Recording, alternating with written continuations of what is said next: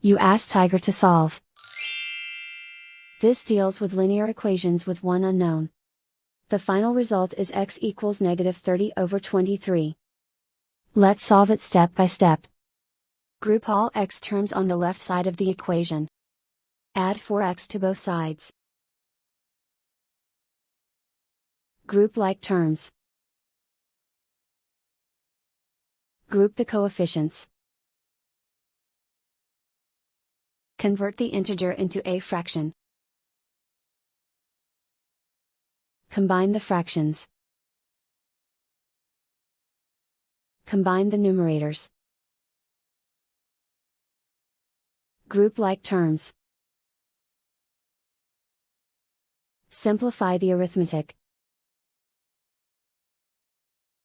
Group all constants on the right side of the equation. Subtract 6 from both sides. Simplify the arithmetic.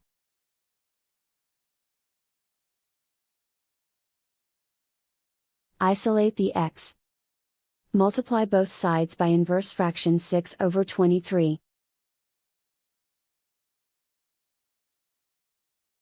Group like terms. Multiply the coefficients. Simplify the fraction.